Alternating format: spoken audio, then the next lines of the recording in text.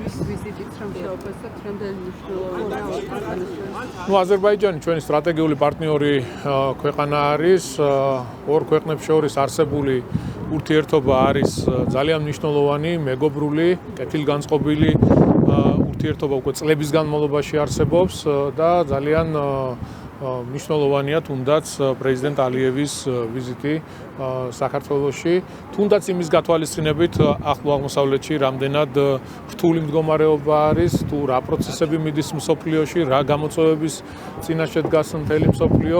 შესაბამისად, მშვიდობის შენარჩუნება პრინციპულად მნიშვნელოვანია რეგიონში, პრინციპულად მნიშვნელოვანია იყოს სიმშვიდე ჩვენს ქვეყანაში და რა თქმა უნდა ჩვენ მივესალმებით ამ მეგობრულ ურთიერთობებს და სტრატეგიულ პარტნიორობას, რაც არის აზერბაიჯანთან და აზერბაიჯანელ ხალხთან. ახლო აღმოსავლეთ ამერიკის შეერთებული შტატებიდან დელეგაცია ჩამოყალიბდა.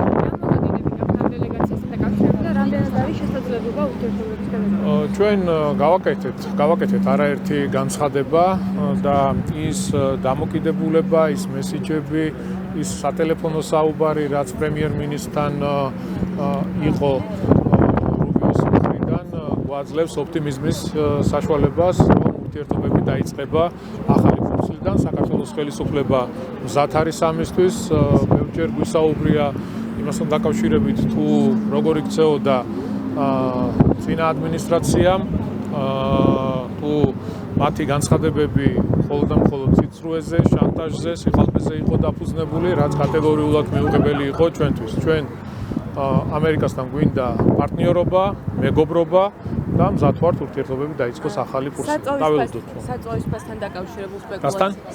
ფასთან დაკავშირებულ სპეკულაციებს რო შევეხოთ, ტრამპის მუქარის შემდეგ აიწია რა თქმა უნდა ნავთობის ფასმა, თუმცა აქ არსებული რადიკალური ჯგუფები მაინც სპეკულირებენ, რომ საწვავის ფასი არ არის დაკავშირებული ახლო აღმოსავლეთში მიმდინარე მოვლენებთან. არა, ეხლა ყველა ის ადამიანი, ვინც აკვირდება, ხედავს თუ რა სიტუაცია არის, რამდენად მძიმე მდგომარეობა ახლო აღმოსავლეთში, მე მგონი აქ კითხვები არ არსებობს, ხო?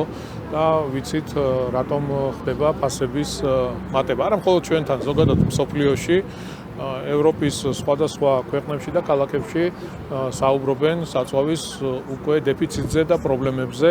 რა თქმა უნდა, ეს სერიოზული გამოწვევა არა მხოლოდ ჩვენთვის, ზოგადად მსოფლიოსთვის და რა თქმა უნდა, ფასები განპირობებულია იმ პროცესებთან, რაც ახლო აღმოსავლეთში მიმდინარეობს.